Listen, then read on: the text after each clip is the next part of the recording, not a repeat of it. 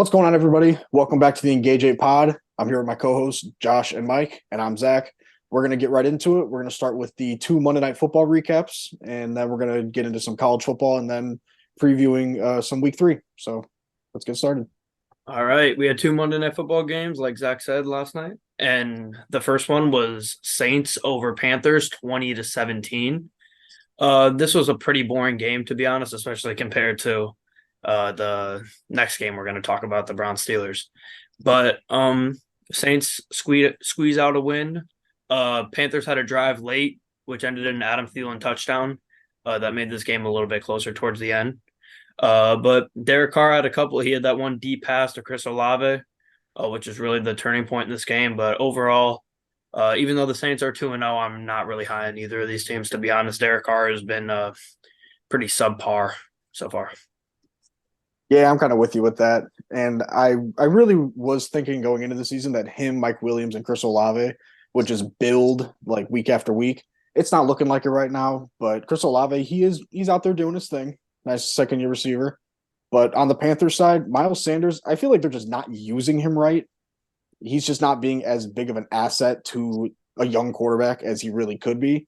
And obviously the receivers are really just awful on their own. So this game, yeah, like you said, not too interesting. It was mainly Saints defense just beating up on Bryce Young, making him just really feel everything in the pocket. Yeah, so far, Bryce Young's adaptation to the NFL, he struggled early. The offensive line hasn't been great, and he doesn't really have any weapons. When Adam Thielen and Hayden Hurst are your top two weapons, you're due to struggle. I've seen a lot of Panthers fans blaming Frank Reich, saying his play calling has not been good. I want him to hand over the play calling already. So that was an issue with the Colts. So we'll see how that goes with the Panthers. But the Panthers did lose Shaq Thompson. I think he broke his tibia. So he will be out for the season. It's sad to see. Yeah, it sucks for Shaq Thompson. Obviously, we had some tough injuries last night altogether. Bryce Young has not been great. He's only had 2 picks so far in 2 games, so that's not horrible. But he has a bottom 5 QBR through those 2 games, so he hasn't been fantastic. I think for him, it is partly a victim of his situation. But then you go and see CJ Stroud, who's not in a great situation either, and he's looked really good so far. So not really I don't have much of a problem with Bryce Young so far, through no picks last night, which is a good sign. Did have that one brutal fumble towards the end of the first half, which was, I mean, he got a guy he was rolling out to the right. He took off, and then I don't remember who it was. The Panthers defender just poked it out from behind. That was a tough one for him. But overall, good news for the Bears, I guess. Yeah, Bears season's not looking great so far, but we're not talking about them just yet. Panthers, I'm praying on their downfall, going to be honest. It's nothing personal, Panthers fans. It's just we got your pick. I'm looking to really get some talent on the team because we don't have much of that. But yeah, Bryce Young, victim of his situation, like you said, Josh. But I've seen Panthers fans and other fans saying like, "Oh yeah, Bryce Young's a bust." Like it's been 2 starts. I don't even know who in their right mind can really make that statement and just with it being credible in any way. So it really sucks to see.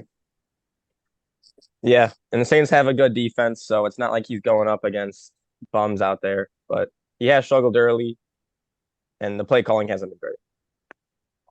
All right, moving on to the second game of the last night, Cleveland at Pittsburgh.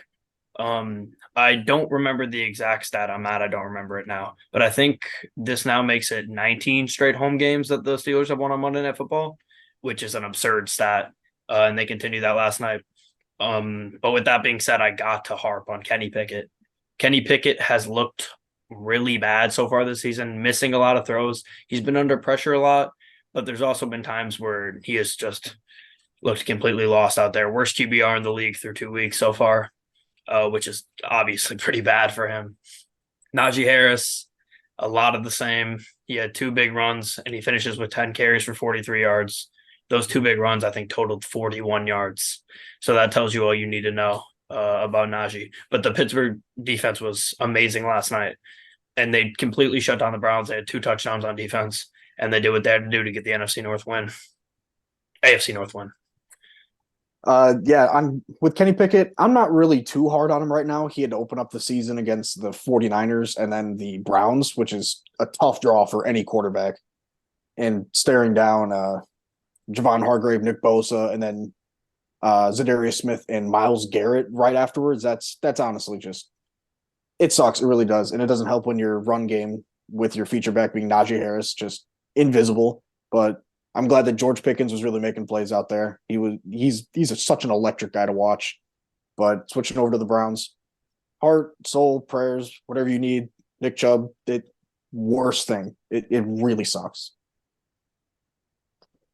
Yeah, that Nick Chubb injury was really sad to see him getting parted off. But Deshaun Watson, this second game, second season now with the Browns, second season in the system, just hasn't really improved, hasn't really looked great. The offensive line hasn't been great either, but I mean, it's been all right. Now, without Nick Chubb, I'm worried about how this offense is really going to perform. Amari Cooper looked great. Elijah Moore looked all right. But on the Steelers side, TJ Watt has looked phenomenal. He already has 4 sacks, 9 QB hits, 2 forced fumbles, 2 fumble recoveries, a touchdown. Him and Micah Parsons are going to be going head to head for Defensive Player of the Year this year. Yeah, the Nick Chubb injury was gruesome and just downright horrible. Definitely one of the worst injuries that I've seen in a long time. Up there with even like the Paul George injury and the Ware injury at Louisville. Same knee that he tore his MCL, PCL, and LCL in 2015 at Georgia. So you just hope he gets a speedy recovery and can just return to the field at some point, whether it's next year or maybe even the year after. But moving on from that part of it, Deshaun Watson has to figure it out. He's looked pretty poor so far. And this is with one of the best lines in the league. DeJuan Jones had his moments last night. He had some penalties. He also played well at some points. So they absolutely need him to come in and replace Conklin, which is a tough ask. But Deshaun has the situation: great defense, solid weapons, good O line. So there's no excuses for him playing poorly. Finishes with 235 yards last night, but near a 50% completion. But that's all I got to say about the Browns. I just wanted to one last thing. Jerome Ford came in. He looked pretty good coming in relief, and DeJuan Jones asking him to come in against TJ Watt in his first ever start. It's a tall task, and like you said, he did pretty well considering what he was facing. That Ford run was insane. Right. That was an insane run. Oh, and the Minka injury. That sucks that he went down, but he's going to be okay though, right? I think so, but he did miss like maybe the back half of the fourth quarter, I think. Yeah. That was on the same play as the Nick Chubb injury, right? Because it was him. Oh no! It was on the Ford. I think it's on the Ford touchdown. The Ford super long, the 69-yard run. Minka did get hurt on the Chubb play, though, he did, right? yes. So, yeah, okay. I think so, yeah. But then he came back, but then he stayed out after. Was that the same injury? I think so. It was a chest injury. I don't know. The second injury, he was hospitalized, they said, for a chest injury. I saw he was visiting the hospital. He might have just re-aggravated it while making that tackle. All right, that's all I got for that game, though. If we're ready to move on, get into a little college football recap. Yeah, sounds good to me. Not many big games this week. There were a couple surprisingly close games. Georgia struggled early against South Carolina, Spencer Rattler, but they were able to pull away in the second half. It won 24-14. Alabama benched Jalen Milroe and went with Tyler Buckner for the first half. And their offense struggled a lot against USF, South Florida. They were able to pull away late, but still only won 17-3, which for Alabama is nothing. Florida State and Boston College was an also surprisingly close game. Florida State struggled for most of the game, barely pulled away and beat them 31-29, I think. And then Coach Prime, again, college game day in Boulder, going against Colorado State. A lot of talk on social media all week. Colorado struggled a lot, but were able to come back. Shedeur Sanders had a 98-yard touchdown drive in a 2-minute drill, forced overtime, and they were able to score in overtime. actually went to double overtime and they won 43-35. Yeah, big games for both of those last teams you just talked about next week. Florida State goes at Clemson next week at noon, and Colorado goes at Oregon next week. So two big games for them. Also want to point out the fight in the Florida Tennessee game, squaring up with helmets on always makes me laugh, and a little bit of losers limp from Tennessee, stuff we're used to from them. But yeah, overall kind of an underwhelming week in college football. The matchups weren't great. Some teams played down to their opponents, but I wouldn't I know the world's counting Nick Saban and Alabama out right now. I wouldn't do that just yet. I mean, you guys kind of said it pretty well with everything, but just wanted to shout out my boys here in Muncie, Ball State Cardinals, first win of the season. Chirp, chirp. So love to see it. They covered too, right? Big spread. I think so. There you go. Fantastic. Big win against Indiana State. Rivalry game. Yeah. And then I didn't mention that one, Josh, but yeah, Florida did upset Tennessee 29-16. Yeah. And also with Colorado, Travis Hunter went down with an injury on that questionable hit. Nothing questionable about it. Nothing questionable about it.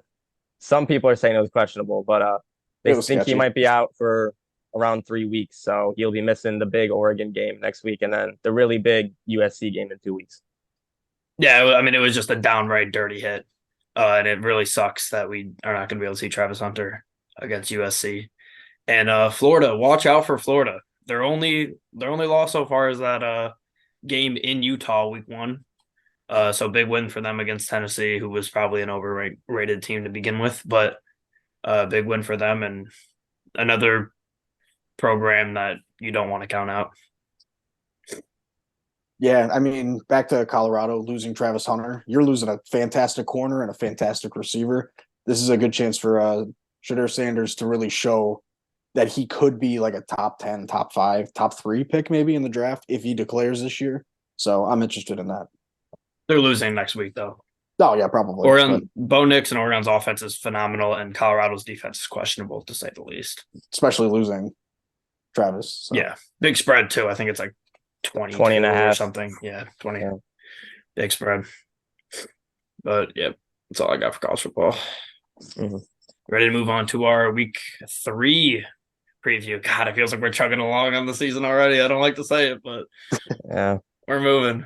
All right, NFL week 3. First game I got here, Giants at 49ers. Giants are barely 1-1 with that huge comeback, down 21 against the Cardinals on Sunday.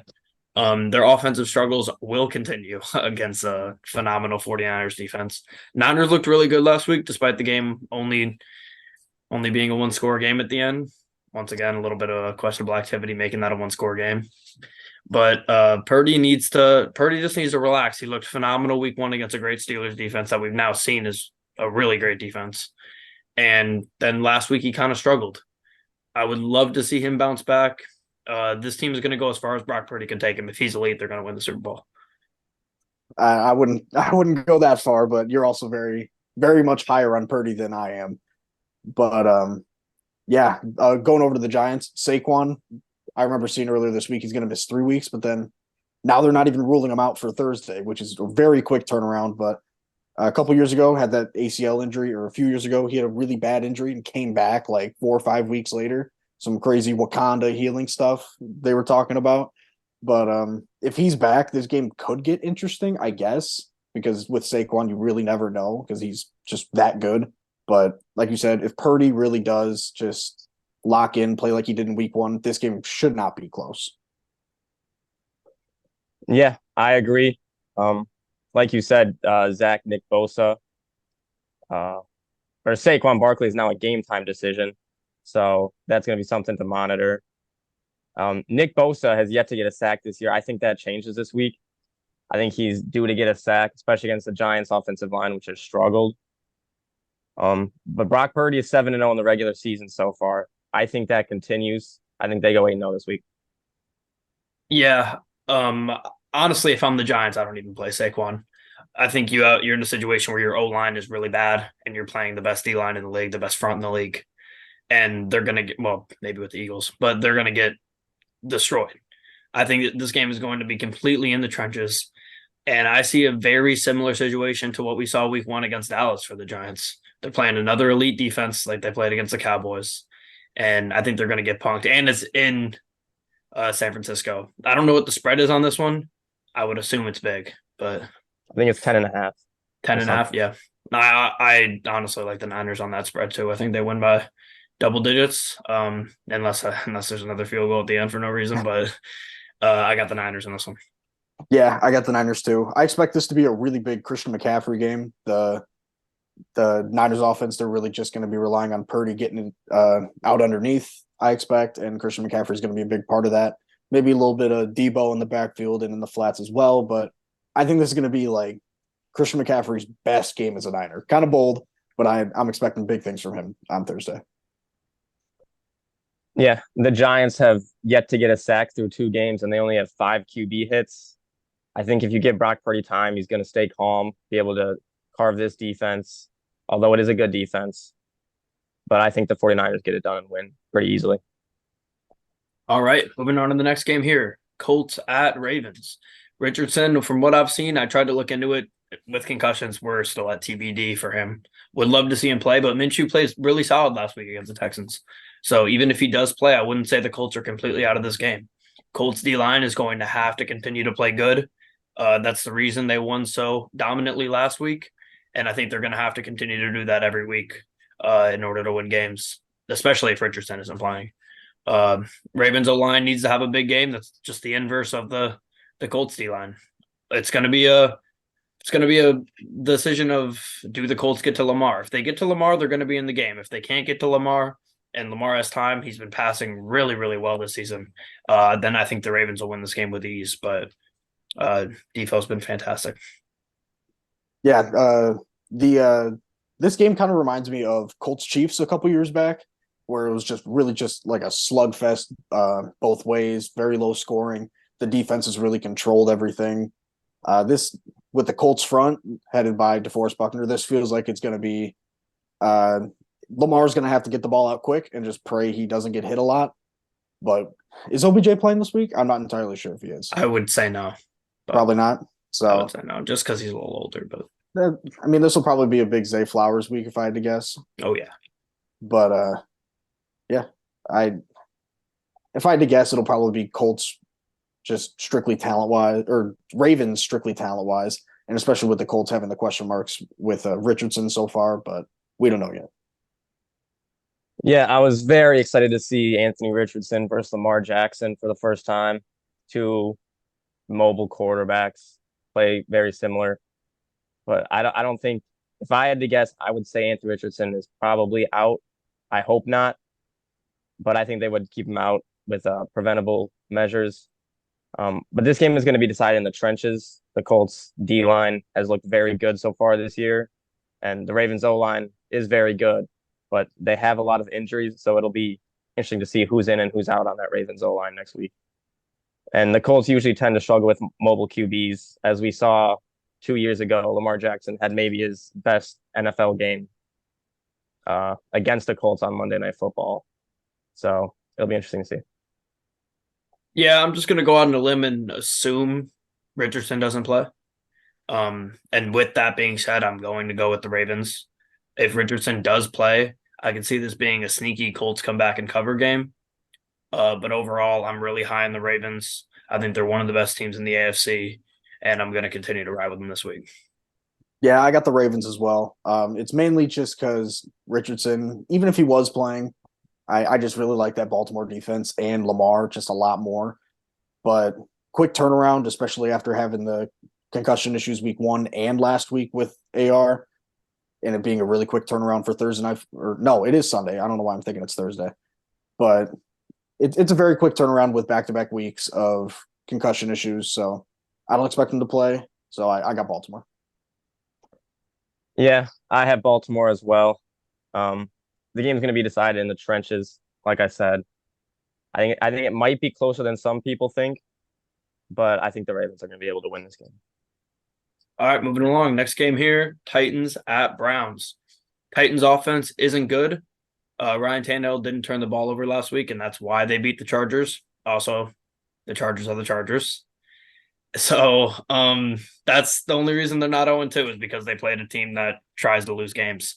But Titans offense is not very good. So I think the Browns defense will dominate as they've been really, really good. They need one of at least of Zadarius Smith and Myles Garrett to play. I know Zadarius Smith got actually hurt, and I know Myles Garrett was a little shaken up. I'm sure Garrett will play. Not sure about Zadarius Smith yet. I'm recording this on Tuesday. But like we said earlier about Deshaun, he needs to figure it out. He kind of gets a get right week playing a not phenomenal defense like he played last week on Monday night. And I would like to see him start playing good because I really like this Browns team personnel wise. Losing Nick Chubb is obviously a big problem, but if they get Kareem Hunt, I think that'll solve a lot of their issues. And Jerome Ford looked really good last night when he did play. So, Yeah, completely the same boat as you, Josh. Ford was nice. Watson, he's definitely got to improve, and this is the perfect week to do it. But kind of looking at the Titans, it feels like year after year they win games that they shouldn't, just based on personnel alone.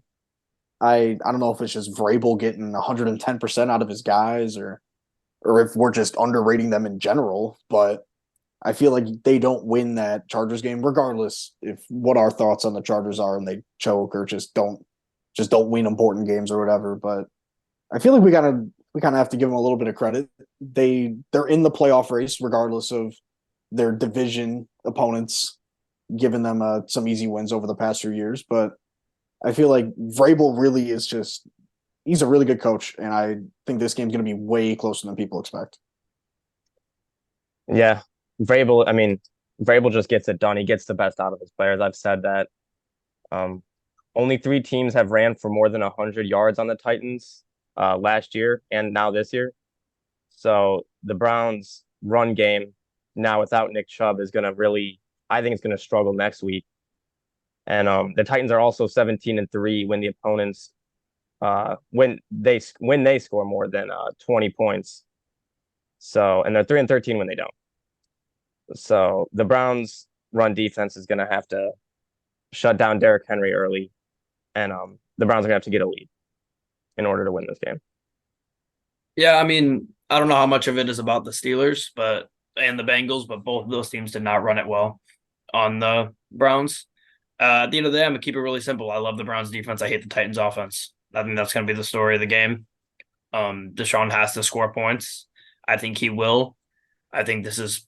I'm not going to say it's the best offense they've played yet, but it's definitely the best defense they've played yet. The Titans, and I think the Browns win this game at home. Yeah, I've got the Browns too. Their defense just miles better than the Titans' offense, like you said. So I don't see Tannehill, regardless of who he's throwing to. I don't see them overcoming that. So I got the Browns. I actually have the Titans. I think the Titans just win games that they shouldn't. And like I said, They're the inverse Chargers. Yeah, they're the inverse Chargers. They win games that they shouldn't. They have a good run defense, so they're going to force Deshaun to have to make plays. And so far, although I was high on Deshaun Watson with the Browns, he hasn't shown it at all. He kind of just looks almost like Justin Fields a little bit, where he doesn't seem rushed. He just thinks things are going to get open, throw a check down, and just struggle. So I think the Titans just find a way to win this game somehow. I love how the way we shit on other quarterbacks and offenses is just comparing them to Bears and Fields. I love it. It's the best. But next game here. Yeah, I'm sure you don't. Next game here, Falcons at Lions. The Falcons have been really, really good on both ends so far. This game kills me to pick because I am just in love with the Falcons. I have been all offseason. And then obviously I'm a Lions fan. So this game was tough for me to pick. The Falcons O-line needs to protect Ritter at all costs. That's how they're going to win games. And of course running the ball as they do so well. They're going to run it really well on the Lions. Lions pass rush was horrible last week. It cannot be horrible again this week. Yeah, I don't think they're going to be that bad, though they are going to be missing Gardner Johnson and Houston from IR, as we learned today, I think. Yep. But if Hutch plays, I think he'll play really well. And Lions, they're really upset about the result of last week. So I really expect them to come out with some fire. And even though the Falcons are extremely talented, skill position wise, it is, like you said, it's a very tough game to pick, regardless of who a fan of because the Falcons have looked really good. Lions, they've got some talent in some really important places, so it'll be a good one. Yep. The Lions, like the Lions always do, struggle with injuries. They're struggling early. Montgomery down, CJ Gardner-Johnson down. Those injuries make this game a tough game to pick for me. I think this game's going to be close. I think the Lions are really going to need to be able to run the ball. They're going to need Craig Reynolds. Craig Reynolds. Craig We Reynolds also just brought up Bam Knight, Zonovan Knight. Zonovan Knight. I saw that, yeah. And obviously Jahmyr Gibbs. They're going to need them to step up. And the Falcons last week looked good against that Green Bay defense. So it's going to be interesting to see. Yeah, I just want to touch on the injuries. Obviously, we see CJ Gardner-Johnson, chest injury, pec injury, and will probably miss most of the season, if not all. So that is really killer for the Lions. Second best player on the defense after Hutch, the emotional leader of this team. You really hate to see that. On the O-line, we lose Vaitai, who's going to be out probably a couple weeks. We didn't have Decker last week, so that's 2 injuries on the O-line, which the Lions cannot really afford, especially at tackle. We're a little deeper at guard, but definitely at tackle. And then, as you talked about, Zach, lose Houston, which is really killer on the line. We also lose Josh Pascal, which that depth on the D-line that I've been raving about all offseason is trickling very quickly. So you really hate to see that. If the Lions can't get to Ritter, like I said, they're not going to win the game. They need to be able to run the ball. They need to get Gibbs involved. Gibbs had 7 catches last week. That's huge. Hutch has to have a big game. He doesn't have a sack yet, but he leads the league in pressures. He probably should have had a couple sacks against the Chiefs week 1, but he ended up not having that. Leads the league in pressures, so he's doing what he needs to do. He's not getting doubled an insane amount, but that's going to change because with losing Houston and losing Pascal, not as many guys on the line that are going to be really effective for the Lions. Ali McNeil has not been good so far this season.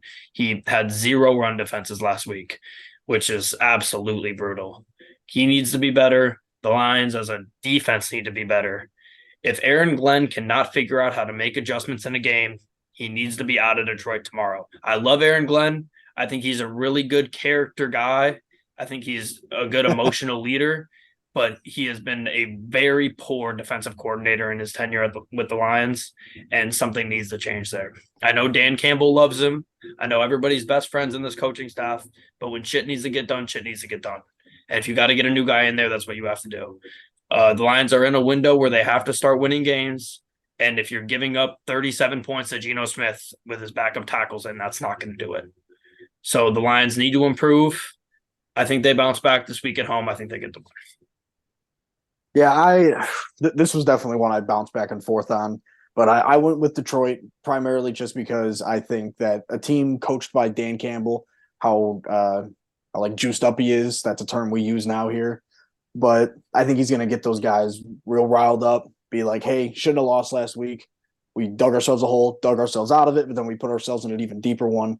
So we're going to come out, win for the fans, win for us, win for the guys we lost in the matchup last week due to injury. I think Lions take this one.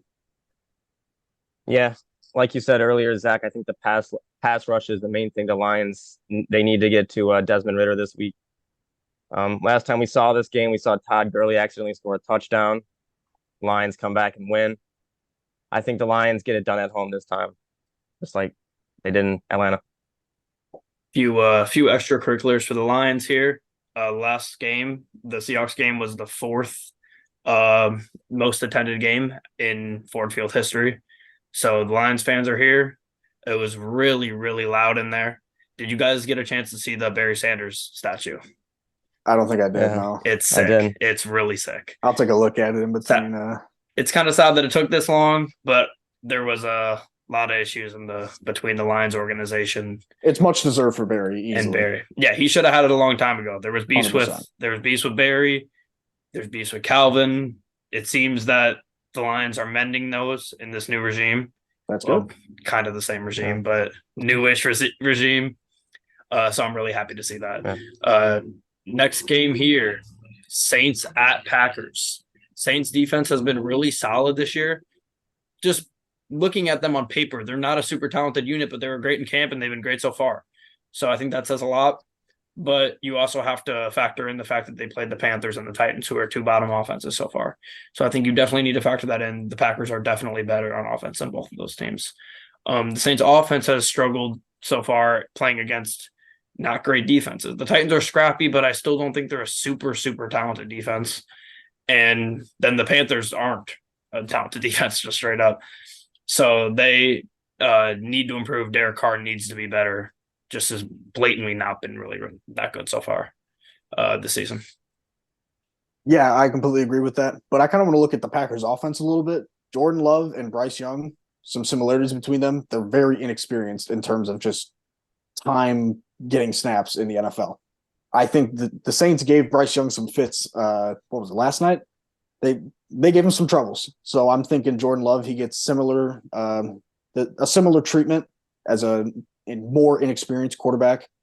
But Packers defense, way better, like you said, way better than the Panthers defense. So Derek Carr is going to have to work a little bit of magic. So this one, like the last one, it was a very tough one to pick. Another NFC North, NFC South matchup. So this is going to be a real good one to watch. So one thing I'm very excited to watch is the Chris Olave versus Jair Alexander matchup. Obviously, both very good at their position. Jair's had a very good start to the season, and I think whoever plays defense better wins this matchup. Obviously, there's two good defenses. I feel like in the Saints defense and the Packers defense. I've gone both ways, but like you said, Zach, the way the Saints were playing against Bryce Young yesterday was very impressive with that young and inexperienced QB. Yeah, like I said earlier when we were talking about Monday Night Football, I'm not super high on the Saints. And I actually really like what we've seen from the Packers so far. Because, like I said, I'm super high on the Falcons, and they played the Falcons really tight. They probably should have won that game. Jair Alexander should have had a pick six early in that game, dropped it. Packers home opener at Lambeau. It's going to be rocking in there as it always is. I think the Packers come out with the win. For this game, I picked the Packers, but it's a close one. I think the key matchup is going to be the Packers defense against the Saints offense. If Derek Carr can kind of pull out some of that magic like I was talking about earlier, then maybe they put up enough points to beat the Packers at home. But it's going to be a close one because that Packers defense is really good.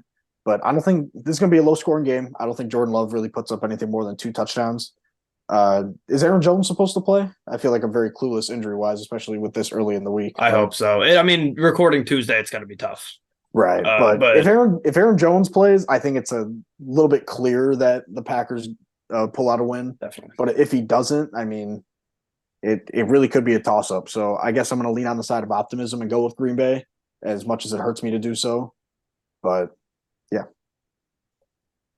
I'm actually going to go with the Saints in this one. I think the Saints have the Packers number, and I think their defense is going to be able to give Jordan Love some fits. And I think it would be a different story if I knew Aaron Jones and Christian Watson were going to play, but we don't. So I'm going to lean with the Saints. All right, moving on. Next game here, Broncos at Dolphins. I don't have a ton to say about this game. Broncos defense is pretty underperformed. They let Sam Howell go off last week. I really like Sam Howell, but at the end of the day, the Commanders' offense isn't what the Dolphins have. The Dolphins are really good at home in September. They won both games last year under Mike McDaniel. And I like the Dolphins. Russell Wilson and the Broncos need to figure it out, though. They're not playing a phenomenal defense. Dolphins defense is pretty good, but maybe a little bit of a get right game for Russell Wilson, but I don't think they score nearly enough points to compete. Yeah, you couldn't have said it any better. They're just not going to score enough points to keep up with Tyreek Hill, Jalen Waddle, if he plays, unfortunately. And Tua, with the way he's been playing this year, he's been phenomenal for the most part. But I just like the Dolphins offense better than the Broncos offense, regardless of the defense they're playing against. And Sean Payton, he's still trying to find his groove a little bit in Denver, working with Russ for the first time. So it's going to be – I don't even know how to feel about this game. But I think Miami comes out with this one. Yeah, I think one key to this game is Jalen Waddle, I feel like, has to play. If he doesn't, then Surtain and Tyreek Hill is going to have to come out with the win in that matchup for the Dolphins to win. But like you said, I think Sean Payton has to figure it out. Russell Wilson has to figure it out. They should not be 0-2 right now, and I think they start 0-3. This is just not a good matchup for the Broncos, in my opinion. Yeah, I'm not. Obviously, Waddle matters. I'm not sure that Waddle not playing changes the outcome of this game, though.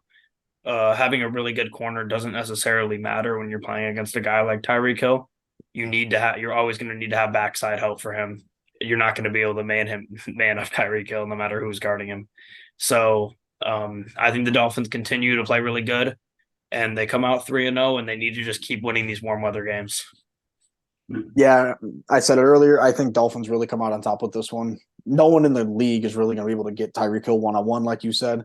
I think McDaniel's going to know this regardless of if Waddle's going to play. And I think he just throws him in the slot or just moves him in motion from side to side every single snap and really just either is going to force Sertan to shadow him inside, which guarding in the slot is way harder than guarding on the outside because you don't have that sideline as that extra defender.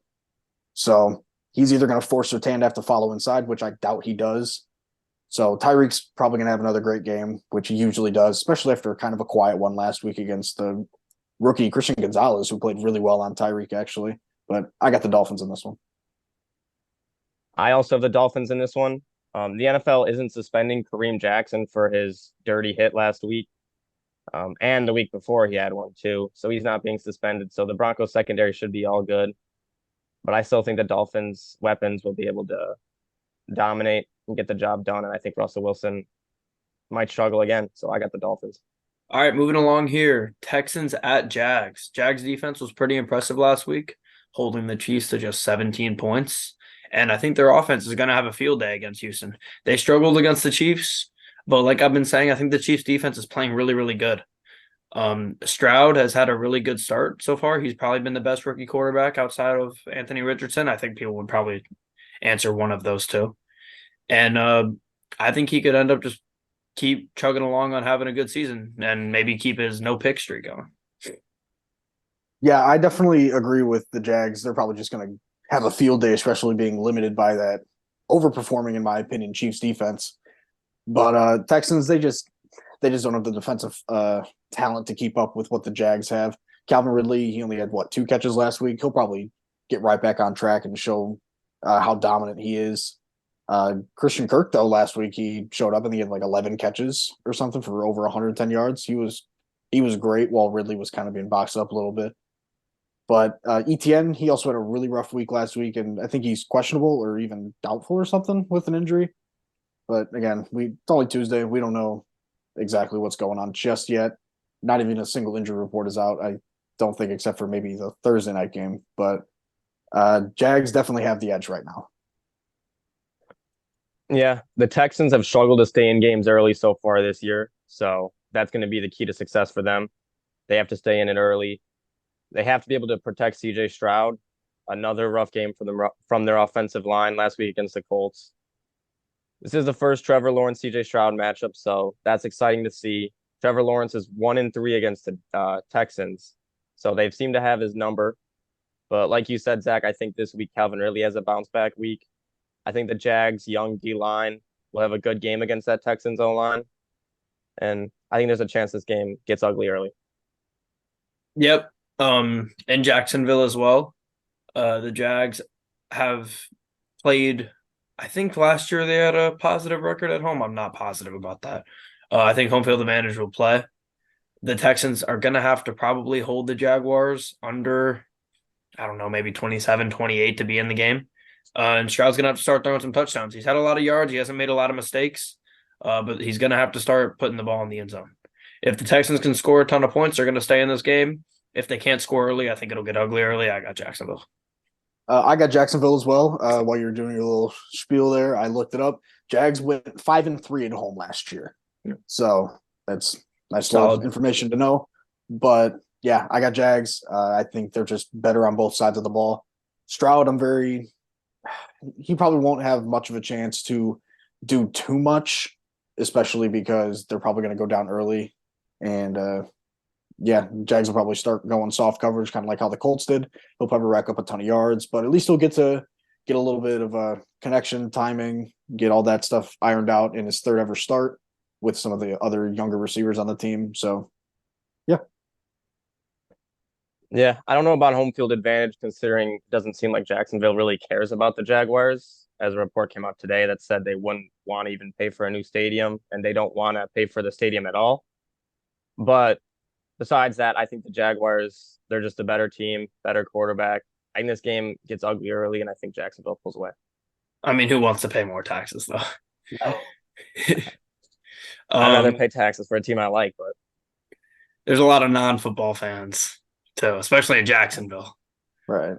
All right, moving on here. The Chargers at Vikings. This is a battle of teams that are underperforming, a battle of teams I'm not too fond of. The Chargers should win this game, but we know what happens there. The Vikings offense should play well versus the Chargers defense that is, for some godforsaken reason, giving up a ton of points to a team like the Titans who shouldn't be putting up a ton of points on their team. If Eckler doesn't play, I think the Vikings defense should play okay. They've struggled against the run. They've played the Eagles, who ran it down their throat. So we'll see if Eckler plays or not. I hope for the Chargers' sake that he does, but we'll see. Yeah, Eckler being out is definitely going to be a tough look for the Chargers. But regardless, I think this game kind of has the same outcome either way. I'll get to that in a minute. But I think Herbert really just will take advantage of this depleted Minnesota secondary. They just don't have the depth that they had last year, and I don't think they have the talent either. Harrison Smith is kind of on his last legs. He doesn't look as a hitman-esque as he did in years past. So, I mean, I think the Chargers offense is just going to have their way with the Vikings, and I think the Chargers defense has enough talent, no doubt, but I think they'll actually maybe break through that mold of they're underperforming. So I got the Chargers for this one. yeah, I think this game is going to be a high scoring game. I think right now Kirk Cousins is on pace to have like 6,000 passing yards, which easily would destroy the passing yards record. I think he would 0-17. Also would break the completion record and I think passing touchdown record. But it's crazy that one of these teams is going to start 0-3 this year, with both of them being 0-2, unless they tie. So I guess I shouldn't say that. I think this is going to be a high scoring game. Both offenses are going to have a good game. I think Minnesota's offense could be due for the bigger day, though. I think it's going to be close. I think we should make it, if you pick a tie and it's a tie, I think that should count as 2 wins. Maybe we. I think more than 2 wins. But I'd be down to say 5 because that's honestly. Otherwise, then it might be beneficial to just pick every tie. It's every game, but like you said, most likely one of these teams is going to start 0-3, and I think that team is going to be the Chargers. This is a game that the Chargers should win, and with that being said, they should have won last week, and I was a fool, and I picked them, and they lost. I mean, we all picked them, and they lost. The Vikings offense, Kirk Cousins has been phenomenal. Justin Jefferson has been phenomenal. Actually, I shouldn't say Kirk Cousins has been phenomenal. His stats have been really, really good. But he's playing like Kirk Cousins. And I think we got another shootout on our hands, kind of like week 1 with the Chargers and the Dolphins. And I think the Vikings home field advantage plays a part, and I got the Vikings here. I mean, I said earlier, I got the Chargers. I think their talent on defense is just going to do just enough despite their overwhelming talent on defense with their good edge rushers, some good corners, and secondary players in general. But Minnesota, they haven't wowed me this year. And Justin Herbert, he's just got that wow factor at quarterback, whether or not he can get it done in like the final 2 minutes of a fourth quarter or overtime. He's got the ability to make those big time throws more than Kirk Cousins. And honestly, I think Kirk Cousins has been pretty good this year. I think he's not just giving empty stats. I think he's been really good this year. It's just been the defense that's kind of letting them down, not taking the ball away enough to give them those opportunities. Yeah. The way I look at these two teams kind of is like we saw last year. I know that was last year, but the Vikings find ways to win games and the Chargers find ways to lose games. I think that definitely plays a factor. The Vikings know how to win. Kirk Cousins knows how to win. I wouldn't say Justin Herbert knows how to win yet. I think it's going to be a close game. I think Madison might actually have a good bounce back game this week at home in Minnesota. I actually have the Vikings winning it. I'm just honestly, personally tired of being on the wrong side of the Chargers. Yeah. So I guess we'll see. Yeah, very, very well. Now I'm really hoping you're on the wrong side of them now. Yeah, we will see. I don't know why you would say that. Can I change my pick now? Chug it along.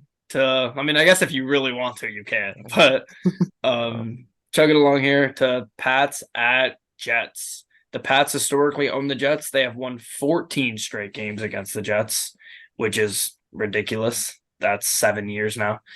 The Pats have been overperforming really, despite being 0-2. I would have to look at the standings, but I think they're probably the best looking 0-2 team outside of the Chargers, which actually I forgot to mention that they've scored 50 plus points and haven't turned the ball over and are 0-2. That's the Chargers. That's just absurd. I had to mention that.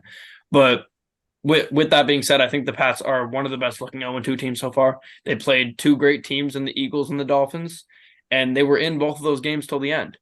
Belichick tends to shut down the number one receiver, so I don't love Garrett Wilson this week, especially with Zach Wilson throwing him the ball.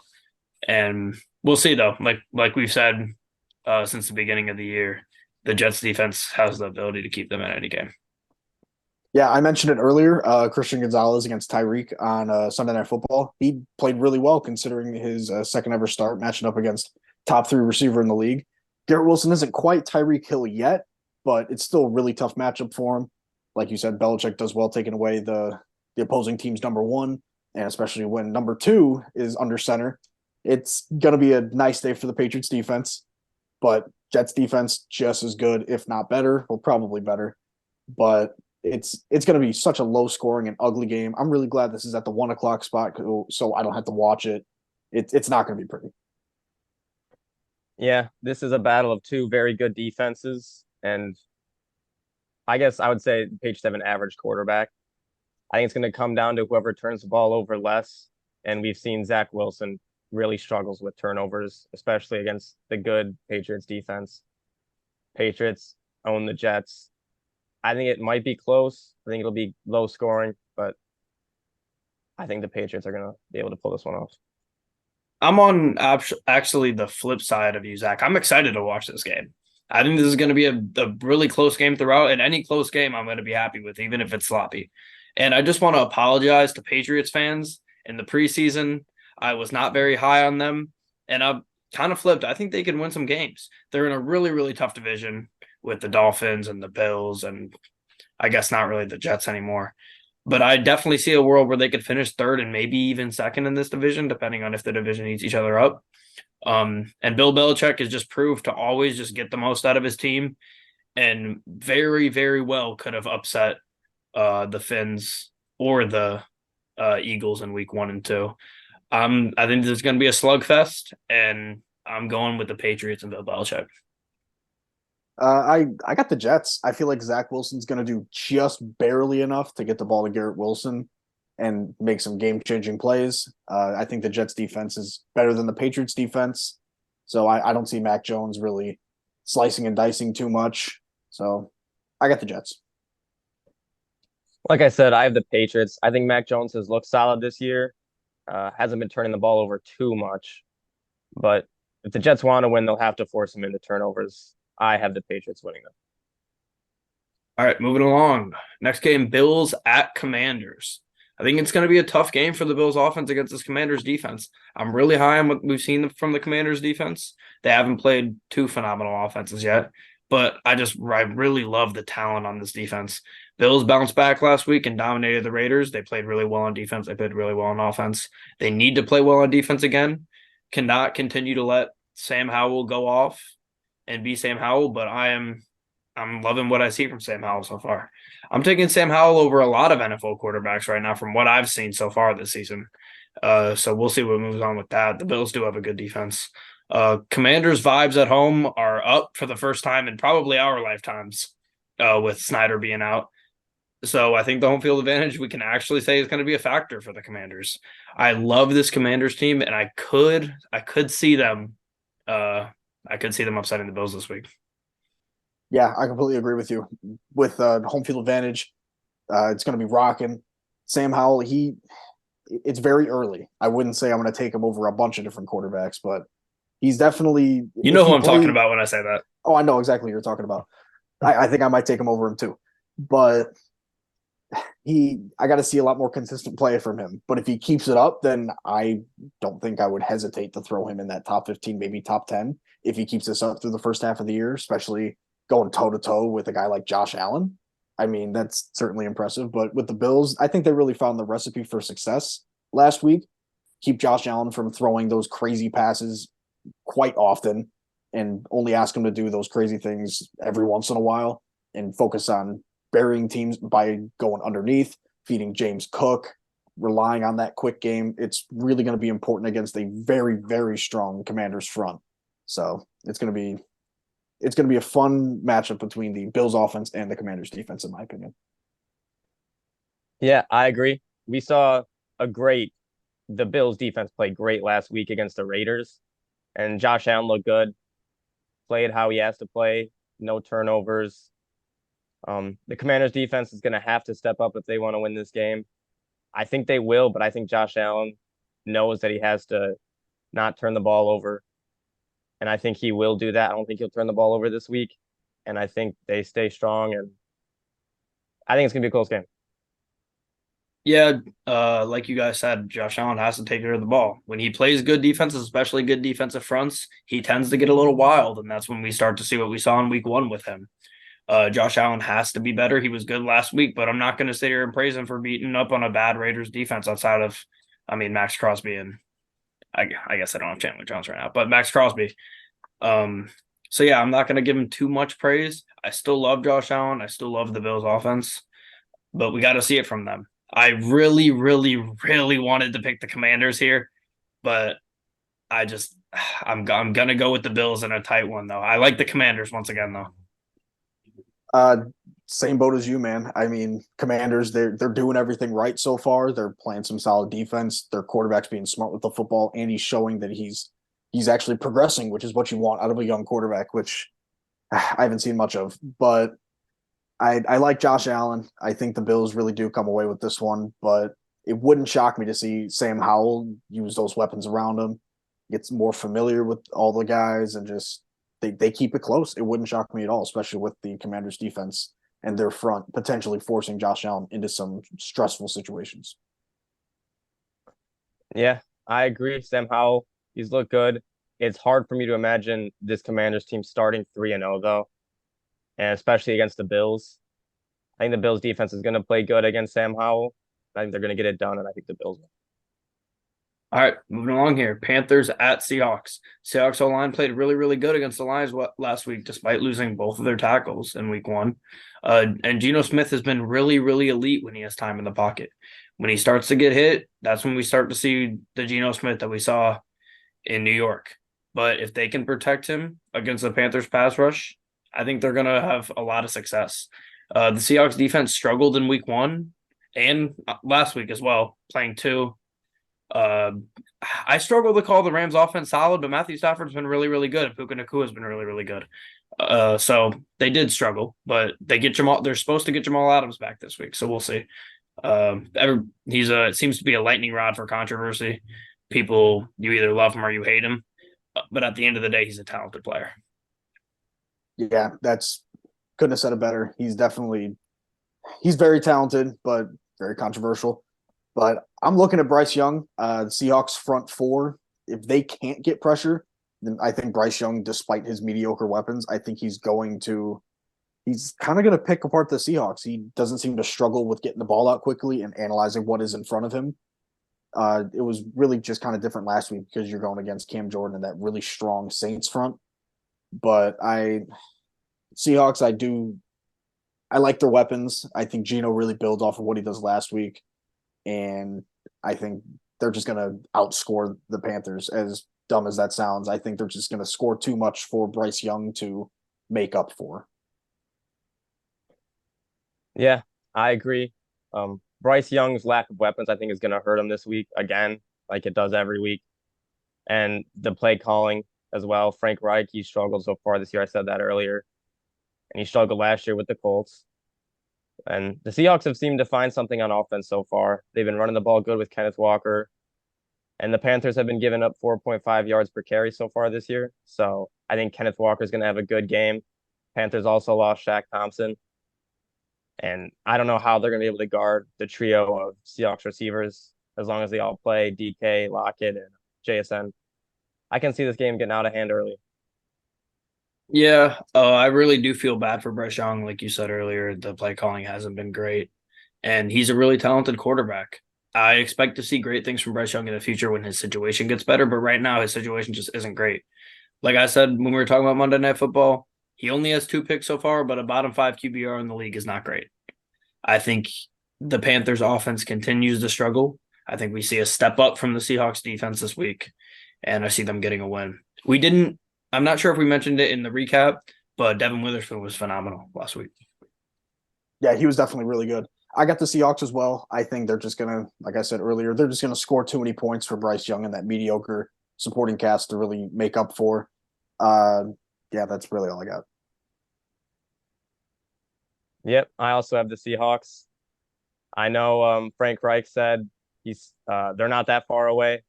That's his favorite saying, but I think they are still far away. I got the Seahawks winning. All right, moving on here. Cowboys at Cardinals. The Cowboys defense, I do not have much to say about this game. The Cowboys defense is phenomenal. The Cardinals are not good. I'm not sure they're trying to win games. And the Cowboys are Super Bowl contenders. So you really have two teams here that are going in opposite directions. Um, one thing I do want to see, like I talked about in the recap, the not capitalizing on great field position from the Cowboys for the most part, settling for field goals. That's going to win you games when you shut down a team completely. It's going to still win them games this week. But when they start playing against really good offenses that are going to eventually be able to score on their defense, they're going to have to get some points and capitalize on good field position. I think maybe this is the week to do that. Yeah, I don't have anything to say about this game either. It's going to be Cowboys and what should be a 20 plus point blowout. Cardinals are just not talented on offense, not talented on defense. Cowboys are talented on both, and even special teams because they got a blocked field goal for a touchdown in week one. So I see this being very similar to that Giants game where the Cardinals just will not have answers for whatever the Cowboys throw at them. And hello, it's Micah Parsons. He's going to dominate whoever's in front of him. So I got the Cowboys. Yeah, I have the Cowboys as well. I don't know what the Cardinals are going to do on offense against Micah Parsons, Trayvon Diggs, Stephon Gilmore, Van Der Esch. I don't know what they're going to do. And on defense, I think the Cowboys will just be able to run the ball all over them, get it to CeeDee Lamb whenever they want to. And I just don't see this game being close. And the Cowboys are going to keep their just dominant stretch going. Yeah, I'm not sure we even need to go around unless anybody has any last thoughts. No, not at all. All right, cool. We can just move on to the Bears at Chiefs then.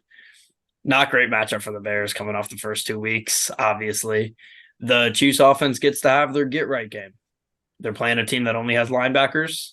Their offense has not been great so far this season, even though they played against they made the Lions defense look good week one. We see what the Lions defense look like week two. And the Jaguars defense just isn't good. So they struggled in both those games on the offensive end. I expect them to get right this week. The Chiefs defense has played really, really good. I think they're going to continue to do that. I think they're going to continue to shut down an offense that has been pretty pitiful so far to start the season. And Jawan Taylor needs a get right game. He got benched for a couple drives last week. So he needs a get right game, especially after getting all that money in the offseason. I think Jawan Taylor was benched because he had like what 4 penalties, Yeah. like in a very short span. They finally called though. He should happen week one. Right, but I think last week was really a Mahomes and Kelsey kind of just getting realigned with each other with Kelsey coming back from injury. And luckily they pulled away with a win there. But like you said, get right game for Mahomes and the Chiefs. Bears interior offensive line, not special. Chris Jones, very special. He's going to dominate up front. Fields, he has yet to show that he can be consistent over the course of a game. So regardless of what you think of the Chiefs defense, which they played very well. So this is going to be an ugly one. Yeah, the Bears are up to 12 straight losses now, and the Buccaneers were able to score 27 points total. So I don't know if I don't think this game's going to be close. I don't think Travis Kelce is going to have the best game. Obviously, the Bears used all their money on linebackers. So hopefully they can at least do something to help the Bears this week. I think Chris Jones is going to have a dominant game against the Bears offensive line with no Tevin Jenkins and company. And going against Lucas Patrick, that's going to be a one-sided affair. And then the Bears defense has a sack and 0 turnovers through 2 games. If you're going to beat Mahomes, you have to at least get pressure on him or force turnovers. And the Bears have been unable to do either. So I don't think this game's going to be very close. Yeah, and even when you get pressure on him, there's no guarantee that that's going to do anything. And if you don't get any pressure on him, it's not going to end well. Chiefs receivers just get open. They get open against good secondaries. They're going to get open against the secondary. I think the Bears, like I said, I think they'll get no pass rush against a really good O-line. They would be lucky to get a couple sacks this week. They're 12.5-point underdogs, the Bears are. I am not a big fan of huge spreads in the NFL, but I think this is one that you probably have to take, especially in Arrowhead. Chiefs losing back-to-back games in Arrowhead does not happen very often. And I just want to touch on this here with the Bears. Bears next 5 games: Kansas City, Denver at home, at Washington, versus Minnesota in Chicago, and then against Las Vegas and Chicago. If they lose those 5 games, they will hit the calendar year without a win. 365 days. So they got to get a win somewhere in there. I don't think it's in Kansas City. I don't think it's in Washington. Minnesota at home, maybe. And then I think you got to circle that Denver game and the Las Vegas game as games they have to win if they don't want to go 365 days without a win. Honestly, I don't think the whole 365 days without a win really matters. Flus just hasn't shown much that he's going to be really a competent NFL coach. The whole hits principle, it ain't working, whether it's just the personnel that he's been trying to assemble or just the philosophy's bullshit in general. But Bears won't be able to get any pass rush, and the only way to stop Mahomes, like you guys both touched on earlier, it's to force him to make mistakes, which he makes very few of, even when he is under duress. So Bears 12.5-point underdogs. It's not enough. It's really not. But I will say, if there was a game in the entire season between two teams where the entire NFL world is expecting one thing and then the complete opposite happens, it would be this game. Despite that, I'm picking the Chiefs still. Yeah, I hear you with the Matt Eberflus stuff, but I mean, wasn't really given much to work with on defense by King Poles. Just crazy nickname, but I think Sky Moore, Rashee Rice, and Kadarius Toney will all have a big game. I think the Chiefs win it. There seems to be this back and forth that I've seen on Twitter between Bears fans about whether the problem is Poles or not. I do not want to say that I think the problem is completely Poles, but I'm going to come on here every single episode and say that I will never understand his offseason. With that being said, I think we should just move on. So, trying to cut me off. That's great. If you want to say, you can say something.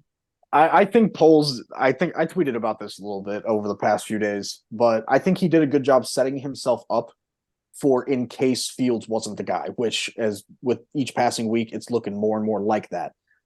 So I think he did a good job setting himself up for 2024 to be either the first window of a Super Bowl contending team or the first true year of new quarterback, new coach, new play caller, whatever you want to say. So I think he did a good job in that, in giving Fields enough on offense to see what he is. And so far, he's not seen anything good. At the end of the day, I think in Ryan Poles' office, he needs to have Jared Verse in big letters somewhere in that room. I know I do. I've actually got it on the window right now. All right, you guys ready to move on? Or you got anything else to say, Mike? I'll just say one more thing. Oh boy. I did see something talking about Justin Fields, and it was very interesting to me. I think it's to the point where Justin Fields has been overcoached by everyone around him. Luke Getsy, he's worked with Aaron Rodgers, obviously. It almost seems like Luke Getsy is just trying to turn Justin Fields into Aaron Rodgers. They've completely changed his footwork and everything, and it's gotten him to be a worse quarterback than he was last year. I just think he's trying to be too technical. They're not letting him play how he was playing in college and how he wants to play. I think he's been overcoached. And again, part of that is on King Poles for not putting a guy in place to teach him stuff. I love how we just address him as King Poles now. But all right. Sunday Night Football, Steelers at Raiders. Ouch. But Steelers offense has looked really, really bad. Like I said earlier, Kenny Pickett has the worst QBR in the league at 18.8 right now, which is horrible. Steelers defense really got right last week, 2 touchdowns. I think they're going to dominate again against Jimmy G. And the Raiders struggled to score last week, and I think they're going to again. Yeah, Raiders, they get another tough draw in terms of defenses. TJ Watt, I mean, was he shaken up at all at the end of the game, or was he just sitting for a little bit because he was tired after the touchdown? I I think He might have just, been shaken up, but I think he'll play I think he through just needed some whatever. O2, but still, TJ Watt, he's fantastic. The Raiders don't have the best of tackles. So Jimmy G is going to be under a lot of stress this game, regardless of who he's thrown to with Devonta Adams, Hunter Renfro. It's going to be a gross one. It's going to be probably low scoring because Kenny Pickett, unless he can just get back on track and what we saw in the preseason, I don't really see much scoring in this game. So it'll be kind of a nasty Sunday night football game. Yeah, I agree. It's a historic rivalry with these two teams. It's the first time the Steelers are playing in Vegas, which is interesting, I guess. But like you said, Zach, I think uh, Jimmy Garoppolo is going to be under a lot of duress. I think that's going to obviously hurt the Raiders. I'm hoping for a bounce back game from Josh Jacobs, but I really don't see it happening with this Steelers defense that's looked incredible so far this year. But I do agree. I think it's going to be a low scoring game, but I also think it will be a close game. Yeah, I'm going to make it quick. I'm going with the Steelers. I think they dominate on defense. I don't think Kenny Pickett has a phenomenal game, but I think he looks significantly better than week 1 and 2. And I think the Steelers win this game pretty easily. Yeah, I got the Steelers as well. I mean, the Steelers scored 2 defensive touchdowns last week, and that's the reason they won. I don't think they're going to get 2 defensive touchdowns this week, but their defense is definitely going to be the reason they win this week. Yeah, I agree with both of you. I think the Steelers defense is going to be the reason they win this week, and I think they do.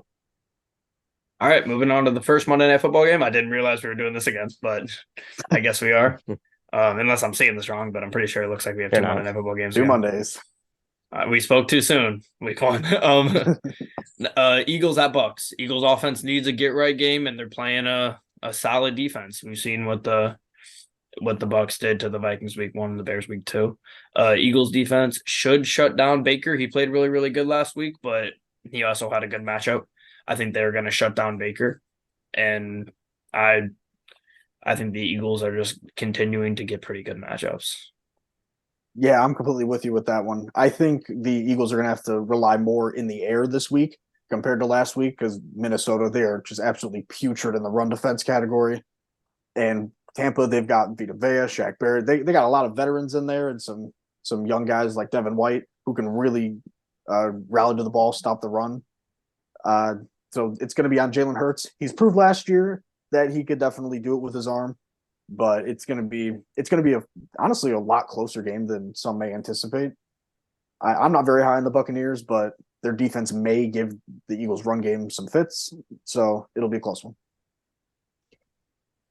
Yeah, the Bucks are very surprising to be 2-0 so far, clearly. But I think this Eagles offense will have a get right game. I think Jalen Hurts is going to have a good game. AJ Brown, Devontae Smith, who's had a great year so far. And I think Baker's due for a bad game. He's looked all right, obviously, in their first 2 games. So I think he's going to struggle against this good Eagles defense. They're not really going to be able to run the ball. And I think I could see it being a close game, but I think the Eagles by like 10 or 15 around there. Yep, another easy one for me. Bucks run defense has surprisingly been pretty good this year. They gave up 67 and 41 yards in the first 2 games rushing. And the Eagles are a really good run team. They got to stop the Eagles run. I don't think they do that. I think their O-line struggles, and when Baker's under pressure, he's been the worst he's been in his career. I think Baker's under pressure a lot. I think the Eagles win easily. Yeah, I think the Eagles take this one too. Baker hasn't faced really any good defenses yet. This is going to be the first one he sees, and it's not going to be pretty. I think the Eagles take this one. Yeah, I think the Eagles by 10 to 15. All right, moving on. Rams at Bengals, final game. The Rams have overperformed on both sides of the ball this season so far. I think Stafford and the Rams offense continue to have good games.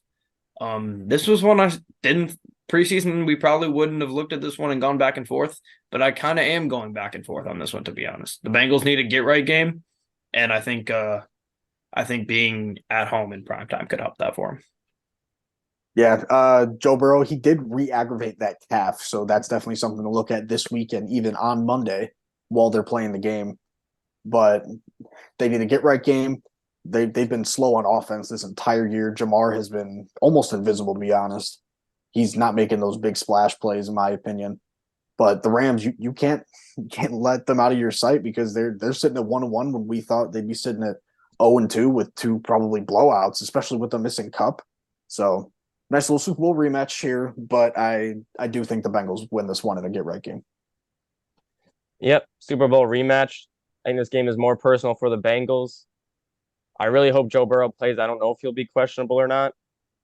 It's looking like they should listen to Jamar Chase and just rested him until week 5. But that injury is key for this game. I think they need to get Joe Mixon going. He hasn't had a great start to the year, and they clearly need to get Jamar Chase more involved as he hasn't had a great start either. I expect them to do that this week. It'll be interesting to see if the Rams can keep Puka Nacua and Tutu Atwell going with their hot streak so far. I think this might be a surprisingly close game. Yep, I have Bengals in a close one. I think prime time Monday Night Football Super Bowl rematch. I don't think there's any way Joe Burrow doesn't play in this game. Whether has an injured cab or not, I think the Bengals O-line needs to hold Aaron Donald back. Not an easy task. I think they protect Burrow a fair amount this game, and I think the Bengals win in a close game, but don't count Stafford out. Yeah, Bengals in a close one for me. Like you said, Mike, it's personal for them. They barely lost that Super Bowl, and with a couple questionable calls throughout, but they definitely personal. I think Joe Burrow, he's definitely probably going to play. Whether he's limited in the pocket, we don't know yet. We got to see the level of seriousness for that re-aggravation. But Bengals are going to win close, I think. Yep, the Bengals started 0-2 last year, like we said. Although last year they didn't have the injury issue that Joe Burrow still has lingering.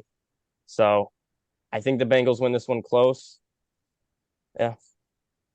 All right. Well, that does it for our week 3 preview. Really quickly, I'm just going to give a couple betting picks. Just looking at the board here, I'm liking Niners -10 against the Giants. I think that D-line dominates. And then I also like, let's see here. I also like Steelers money line. They're underdogs +120 in Las Vegas. Kind of surprised by that. I think the Steelers went outright against the Raiders. I don't have anything pulled up in front of me outright, but I would hammer that Chiefs money line and the Chiefs spread. I think it's what -12.5. 12.5. You mentioned earlier. Yeah, hammer that. Bears aren't good. Chiefs are. It's really just plain and simple. Yeah, I like Vikings money line against the Chargers. I think it's kind of a pick 'em right now. So I like that one. That is a pick 'em. And then I think I like Bengals -2 this week. I think they're gonna go against the Rams, Super Bowl rematch, and get it done. All right. So that does it for episode 9 here of the Engage A podcast. We will be back recording on Sunday night during the Sunday Night Football game, recapping week 3 and getting ready for the Monday Night Football games. Don't forget to like and subscribe, all that good stuff. Follow us on Twitter, and we'll see everybody in the next one.